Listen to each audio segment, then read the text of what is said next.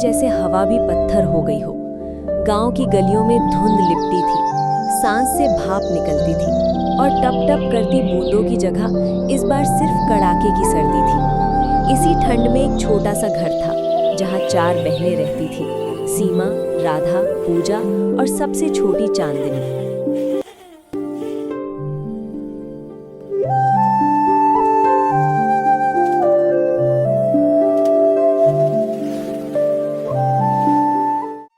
उनके पापा रघुनाथ जी ने दूसरी शादी की थी। सौतेली माँ विमला और उसकी बेटी सोनम भी उसी घर में रहती थी। ऊपर से सर्दी, नीचे से गरीबी और बीच में ये सौतेली जिंदगी, जैसे हर तरफ से ठंड ही ठंड।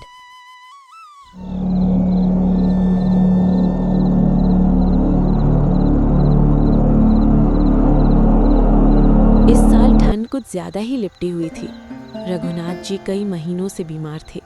सांसें फूली रहती, खांसी का दौरा पड़ता और दवाइयां लाने के भी पैसे नहीं थे। आखिर एक रात जब बाहर ठंडी हवा चीख रही थी, अंदर बिस्तर पर उनकी सांस अटक गई।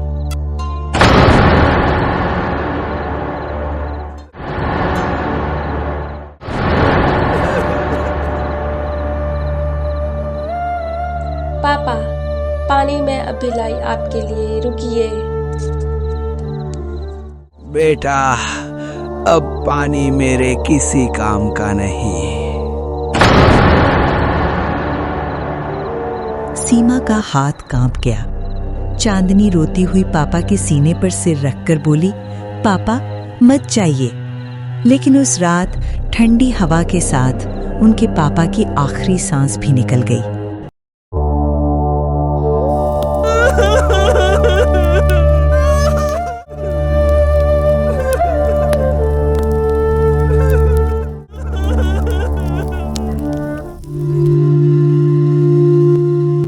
दिन बाद घर में तेरवी थी। लोग आए, शोक जताया, 2 मिनट की चुप्पी रखी और फिर गर्मा गर्म खाना खाया, गप्पे मारी और चलते बने। पीछे रह गए जूठे बर्तन, गंदा आंगन, झाड़ू पोछे का ढेर। ये सब समेटने की जिम्मेदारी थी चारों बहनों की। सौतेली माँ विमला और उसकी बेटी सोनम बस दूर खड़ी होकर हुक्म चलाती रही, जल्दी करो, यहाँ भी साफ करो, अभी ये उठाओ। शोक जैसे उन्हीं चारों के हिस्से में आया था। बाकी सब तो रस्म निभाकर हल्के हो गए थे। अरे राधा, जरा जल्दी कर, रसोई में प्लेटें खटखटा रही हैं, मेहमान आए हैं, तुम्हारे बाप की 13वीं है, नाटक नहीं चल रहा है यहाँ। हाँ, और तू पूजा, ऐसे मुंह मत बना जैसे तूने ही दावत दी हो। चुपचाप झाड़ू लगा, कहीं मेहमानों की चप्पल पर धूल ना लग जाए। चारों बहनें चुप। उनके गम की कीमत किसी को नहीं थी। उनके लिए बस काम था, काम और ताने। 13वीं के बाद देर रात तक बर्तन चलते रहे। इतनी ठंड थी कि उंगलियां सुन्न हो रही थीं। लेकिन घर के आंगन में खुले नल के पास चारों बहनें बर्तन रगड़ रही थीं। दीदी, हाथ में दर्द हो रहा है, बहुत ठंड लग रही है। बस थोड़ा सा और चांदनी, ये आखिरी ही बर्तन है। दीदी, ये हो जाए फिर अंदर जाकर सो जाएंगे। उसी वक्त विमला वहां आई, चेहरा कड़ा, दिल और भी ज्यादा। सुनो तुम चारों, सुनाई देता है कि नहीं? जी माई। आज से तुम इस घर के अंदर कदम नहीं रखोगी, समझी? आज तुम लोगों ने मेरी आंखों के सामने अपने बाप को खोया और आज मेरे पति को भी मिट्टी में मिला के रख दिया। बरसों पहले तुमने अपने माँ को खा गई थी, आज मेरा मर्द खा गए। बस बहुत हो गया, तुम मनहूसों का इस घर में कोई जगह नहीं है। चलो निकल जाओ मेरे घर से, अभी के अभी। माई, हम कहाँ जाएंगे इस ठंड में?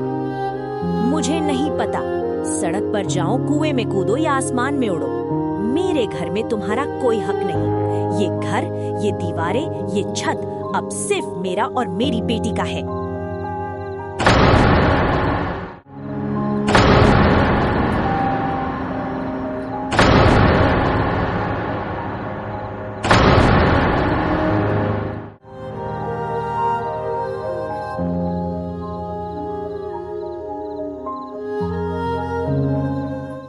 सीमा ने भीगी आंखों से दरवाजे की तरफ देखा, मानो पापा की परछाई अभी भी वहीं कहीं खड़ी हो, पर अगले ही सेकंड धड़ाम से दरवाजा बंद हो गया।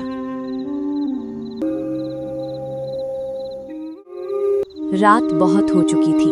सड़कें सूनी, ठंडी हवा की सिसकी कान चीर रही थी। चारों बहनें धीरे धीरे गांव के बाहर की तरफ चल दी। आखिरकार उन्हें चौराहे के पास एक टूटी फूटी झोंपड़ी मिली। दीवार आधी गिरी हुई, छत में छेद, लेकिन वही उनकी आज की छत बनी। दीदी, क्या हम यहीं सोएंगे? आज यहीं सो जाओ, पापा को याद कर, कल देखेंगे क्या करना है।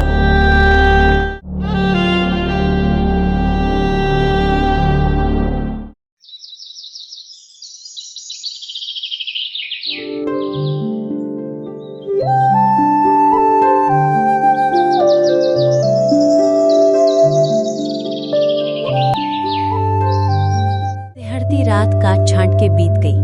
सुबह पेट की भूख ने उन्हें जगाया। भूख लगी है, रात से कुछ नहीं खाया। चलो गांव के बाहर चलते हैं, शायद कोई काम मिल जाए या फिर कोई रोटी दे दे 2 दिन खाने को। चारों बहनें गांव के बाजार पहुंची, लोगों से मदद मांगी।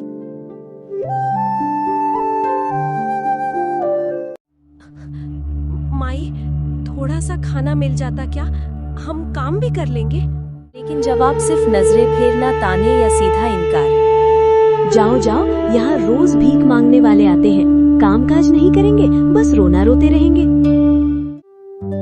उसी बाजार के कोने में एक इडली रेस्टोरेंट था। चमकती नेम प्लेट, भाप उठती इडली, महकती सांभर।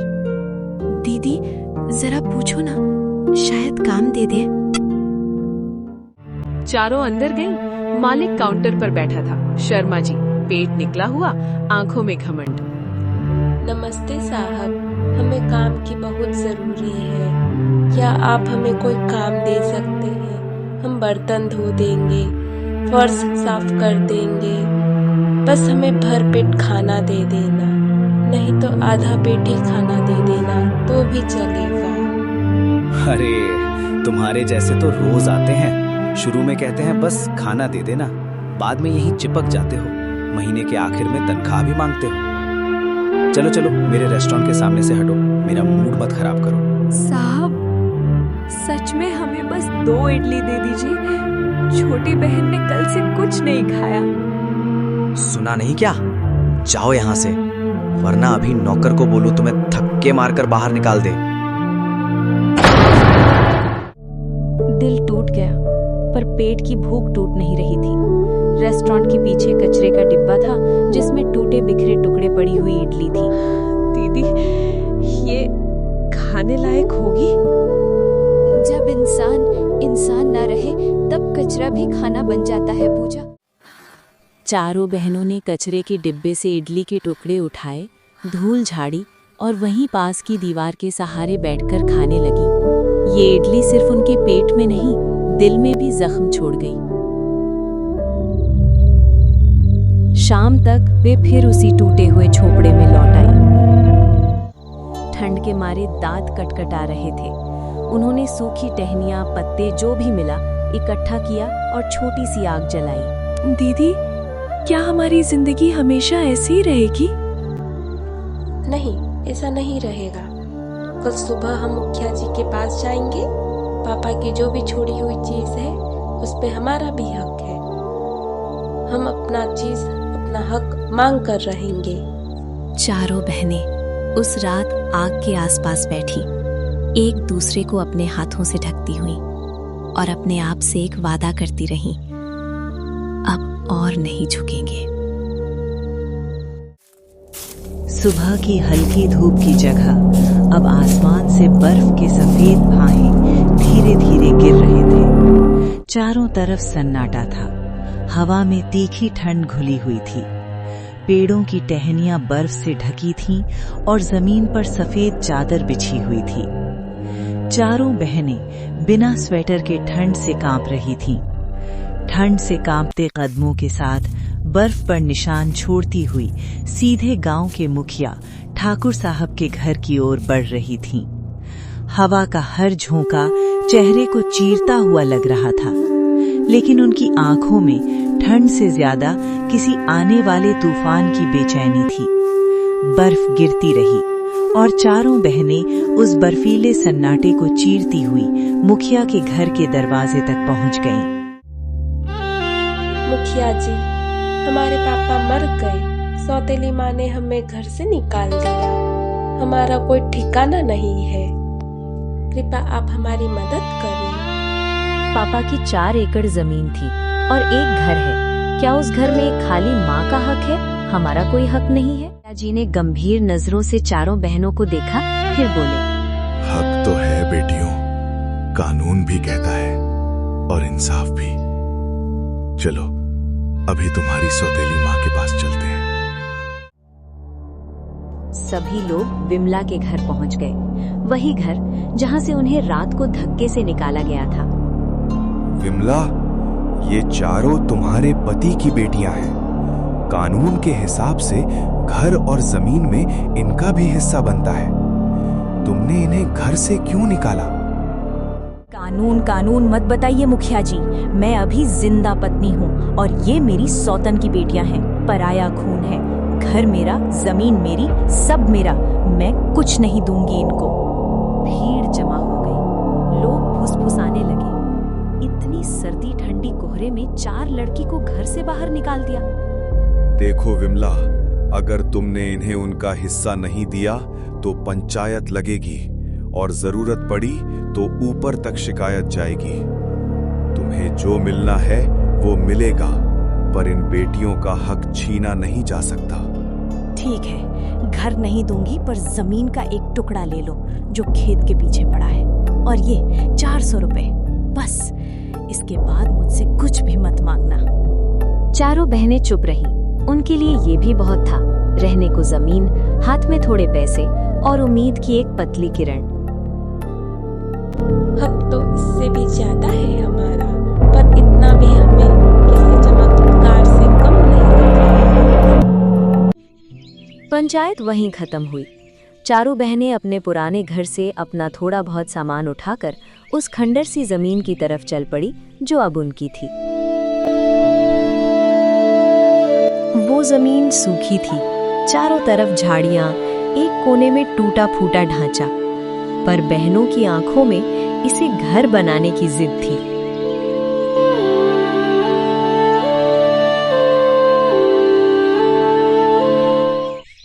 आसपास की कुछ लड़कियां जो उनकी हालत जानती थीं, मदद को आ गईं। किसी ने पुरानी कंबल दिए, किसी ने अब जलाने के लिए लकड़ियां दी, किसी ने उन्हें थोड़े बर्तन दिए। हमारा घर। शाम हुई तो भूख फिर अपना चेहरा दिखाने लगी। दीदी, घर तो बन गया, पर पेट? कल जब मैं खेत के पास से आ रही थी, मैंने देखा था कि खेत के किनारे कुछ कंद पड़े थे जो किसान ने अलग रखा था। मैंने 2-3 उठा लिए थे ताकि अगर जरूरत पड़े तो।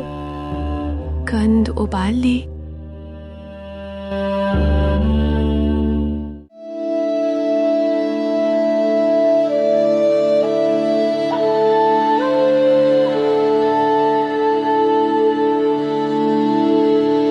कंद उबालकर थोड़ा नमक डालकर केले के पत्तों पर रखकर सबने मिलकर खाया। पहली बार उन्हें महसूस हुआ थोड़ा सा खाना भी तब दावत बन जाता है जब 4 दिल साथ हों।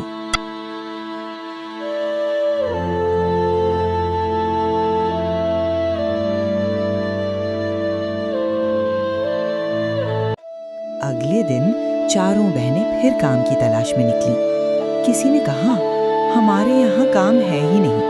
किसी ने हंसकर बोला, तुमसे काम क्या होगा, पहले खुद का गुजारा तो कर लो।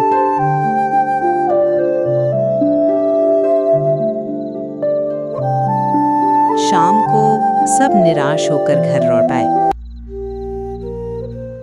ऐसे तो नहीं चलेगा दीदी, रोज रोज काम मांगेंगे और कोई देगा नहीं तो हम जिएंगे कैसे? सच है, अगर कोई हमें काम नहीं देगा तो हम खुद अपना काम शुरू करेंगे। क्या काम दीदी? कल जब हम बाजार गए थे ना, तो उस इडली वाले रेस्टोरेंट में कितनी भीड़ थी। सब इडली खाने के लिए लाइन लगाए थे। तो क्या हम इडली बनाए? लेकिन दीदी, लोग हमारे पास क्यों आएंगे जब रेस्टोरेंट सामने है? क्योंकि हम वही चीज कम दाम में देंगे और कुछ अलग तरीके से देंगे। हम 10 रुपए में जो प्लेट देता है, हम उसी की आधी कीमत रखेंगे 5 रुपए में, और उससे ज्यादा प्यार से। आइडिया अच्छा था, पर इडली बनाने के लिए बर्तन, स्टीमर सब कुछ चाहिए था और उनके पास बस 400 रुपए थे। वे चारों बहनें बाजार गईं। एक बर्तन की दुकान पर पहुंची, जहां स्टील के चमचमाते भगोने, इडली के सांचे और तमाम बर्तन रखे थे। भैया, इडली बनाने वाले बर्तन कितने में है? 500 रुपए। हमारे पास तो 400 ही है। भैया, हम गरीब हैं, अभी हमारे पास बस 400 है। अगर आप ये बर्तन हमें 400 में दे दें तो हम मेहनत करके कमाएंगे, फिर आपको वापस 100 रुपए दे दें। अरे वाह, पहले मिट्टी के घर वाली अब इडली का बिजनेस करने चली हैं। तुम्हारे पास मिट्टी के घड़े तक के पैसे नहीं होंगे और यहाँ इडली के बर्तन लेने आ गई हो। चलो चलो करो, जाओ यहाँ से। बहनों के चेहरे झुक गए। जेब में 400 रुपए थे, लेकिन इज्जत फिर से टूटकर जमीन में गिर गई।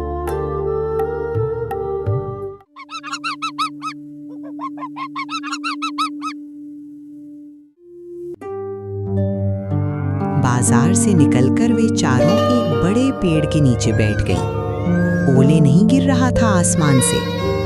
धूप हल्की थी, पर दिल भारी।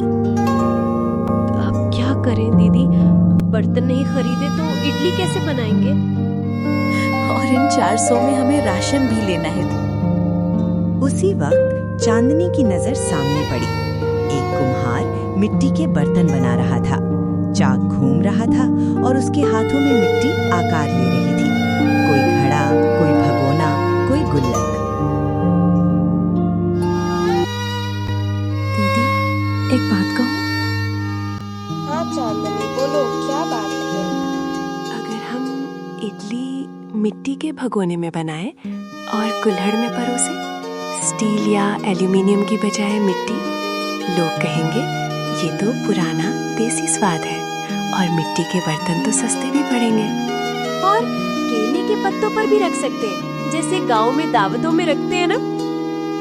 लोगों को यूनिक चीज पसंद आती है। कुल्हड़ वाली इडली शायद सच में चल जाए।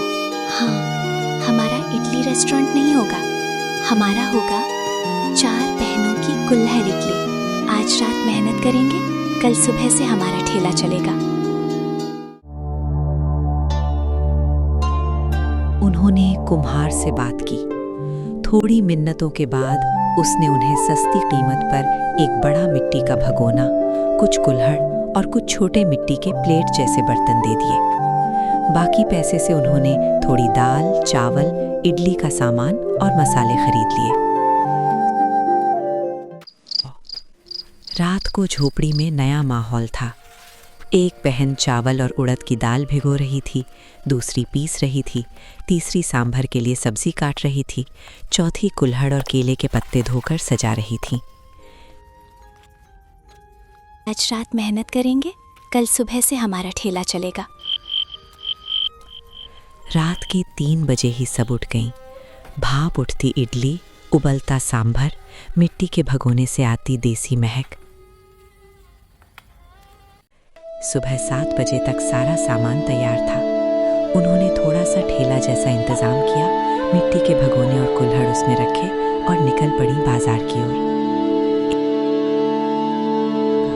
उसी इडली रेस्टोरेंट के सामने, जहां से उन्हें कल अपमानित करके निकाल दिया गया था।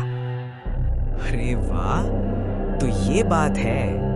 कल काम मांगने आई थी, आज मेरे ही सामने दुकान लगा दी।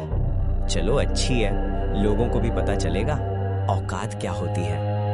देखता हूँ कौन खाता है तुम्हारे फूटे कुल्हड़ की इडली। पहला दिन बस देखते रहे। कोई आगे बढ़कर पूछता भी तो शर्मा पीछे से बोल देता, अरे भैया इधर मत जाओ, ना सर्टिफिकेट ना साफ सफाई, पेट खराब हो गया तो मेरे पास मत आना। 2-3 लोग मुड़ गए। सारा दिन धूप में खड़े खड़े पैर दुखने लगे। कुल्हड़ की इडली की भाप ठंडी पड़ने लगी।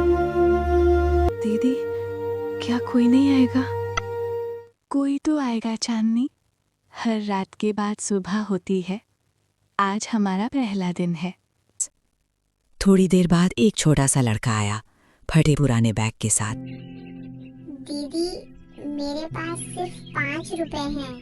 क्या 5 रुपए में इडली मिल जाएगी?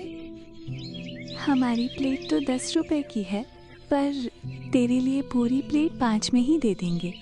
तुझे भी तो भूख लगी होगी ना? लड़का कुल्हड़ में इडली और सांभर लेकर बैठा। एक कौर मुंह में डाला, उसकी आंखें चमक उठी। दीदी, ये तो बहुत स्वाद है। भगवान करे आपका केला बहुत चले। मैं भगवान से प्रेयर करूंगा कि आप लोग पैसे और नाम दोनों कमाओ और आगे बढ़ो। पहले दिन बस 2-3 ही लोग आए, पर उस लड़के की दुआ चारों बहनों के दिल में सीधी उतर गई। दीदी, आज भले ही कम बिका, पर स्वाद की तारीफ तो हुई ना? और कल हम और बेहतर बनाएंगे।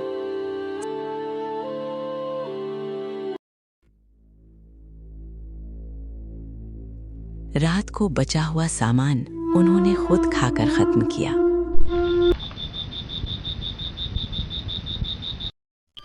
फिर से रात 3 बजे उठी, फिर से तैयारी और फिर से बाजार।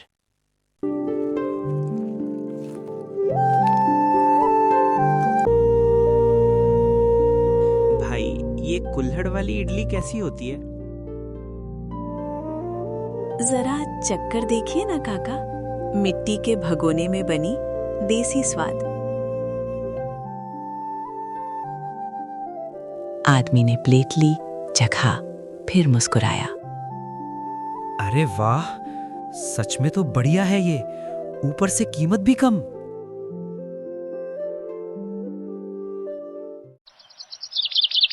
धीरे धीरे लोगों की भीड़ लगने लगी।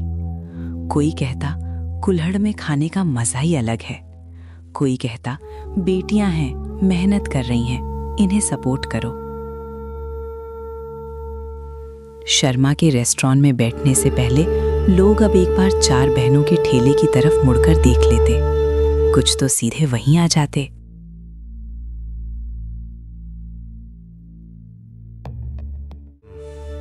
दो दिन हुए नहीं और भीड़ इनकी तरफ। झोपड़ी धीरे धीरे सुधरने लगी।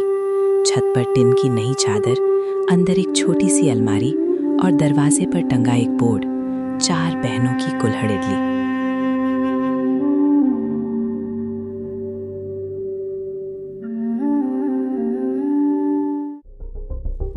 उधर विमला के कानों में ये खबर आग की तरह पहुंची।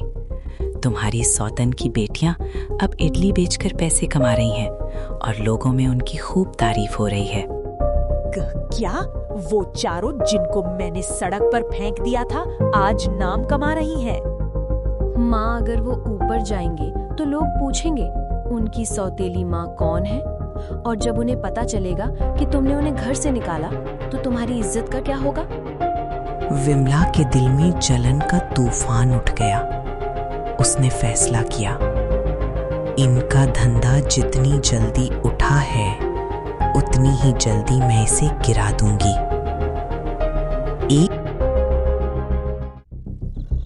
एक रात जब ठेला बंद हो चुका था और बहनें सामान समेटकर घर आ गई थीं, विमला चुपके से बाजार पहुंची। सड़कें सूनी थीं, हवा में फिर वही ठंड।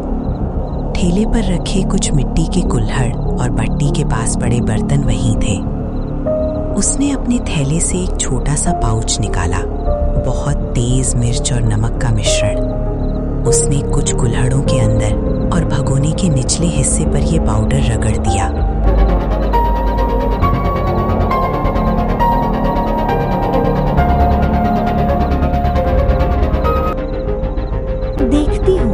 इनकी कितनी तारीफ होती है।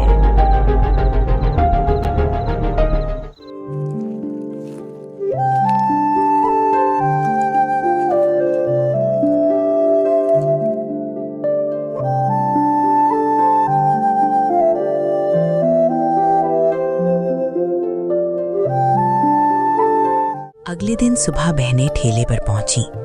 उन्हें कुछ अजीब तो लगा, पर समझ नहीं पाईं। दीदी, कुल्हड़ पर कुछ चिपचिपा सा आया। कोई शरारत कर क्या होगा? चलो पानी से अच्छे से धो लेते हैं।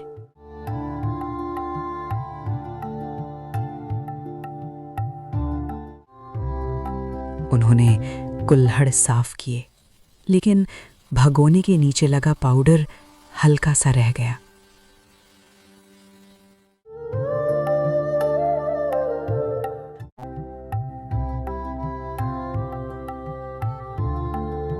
ये क्या, इतना तेज नमक मिर्च? मेरा तो मुंह जलने लगा। मेरे साथ भी यही हो रहा है। भीड़ में हलचल मच गई, लोग पीछे हटने लगे। ठीक उसी वक्त शर्मा अपनी दुकान के बाहर खड़ा हो गया, जैसे इसी पल का इंतजार कर रहा हो। देखा, मैंने पहले ही कहा था, इनकी इडली मत खाना। ना सफाई, ना सलीका, ना कोई स्टैंडर्ड। आज 2 लोगों का मुंह जला, कल किसी की जान चली जाएगी तो क्या करोगे?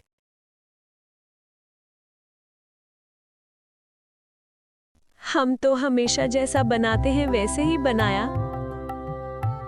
सब रुक जाइए कृपया, हम ये सारा सामान अभी फेंक देंगे। जो भी प्लेट ली है उसके पैसे हम वापस करेंगे। उन्होंने पूरे भगोने का सामान वही नाली में फेंक दिया, लोगों के पैसे लौटाए और ठेला समेटकर चुपचाप घर लौट आईं।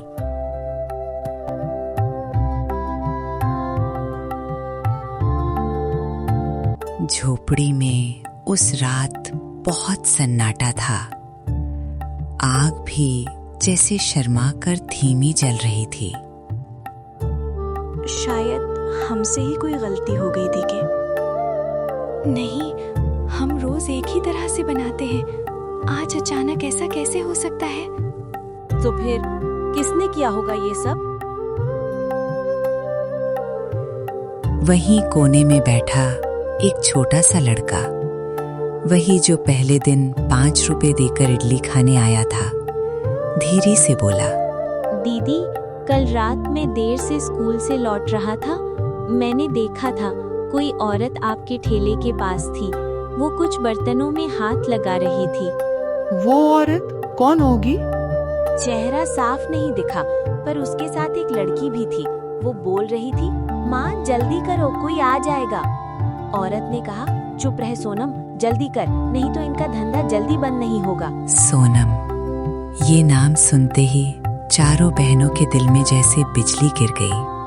मतलब हमारी ही माई ने ऐसा किया हमारे साथ? ठीक है, अगर वो चाल चल सकती है तो हम सच्चाई साबित करेंगे। कल से हमारा ठेला फिर लगेगा, लेकिन इस बार हम अकेले नहीं होंगे। अगली सुबह वे सीधे मुखिया जी के पास पहुंची। मुखिया जी, हमारी इज्जत पर सवाल उठ गया है। कल हमारे खाने में किसी ने जानबूझकर गड़बड़ी की और हमें बदनाम किया जा रहा है। हमें आपकी मदद चाहिए।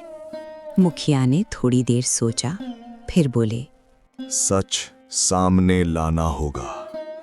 आज से तुम्हारा ठेला फिर लगेगा और तुम्हारे पास एक और चीज होगी, सच का गवाह। एक युवक जो मुखिया का भतीजा था, मैं रात को आपके ठेले के आसपास छुप कर खड़ा रहूंगा। जो भी आप लोगों के ठेले के साथ छेड़खानी करेगा, कैमरे में कैद हो जाएगा। आज हमने ठेला नहीं लगाया, हमारा कितना नुकसान गया। आज हम ठेला लगाए होते, 2-4 पैसे ही हाथ में आए होते। कोई बात नहीं पूछा, हम फिर कल ठेला लगाएंगे। और वैसे भी आज माँ और सोनम हमारा ठेला फिर खराब करने आई होंगी बाजार। वो वीडियो रिकॉर्डिंग भी तो हमें चाहिए। चलो जल्दी सो जाओ दीदी, कल हमें फिर ठेला लगाना है।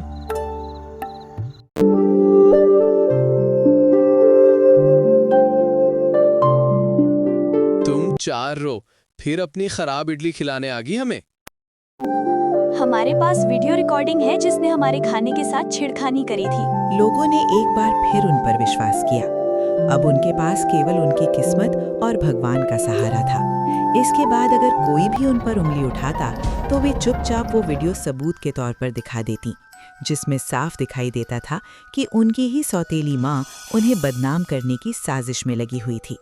ही सवाल करने वालों की आवाजें खामोश हो जाती और जो कल तक शक कर रहे थे आज वही उनके हक में खड़े नजर आते थे।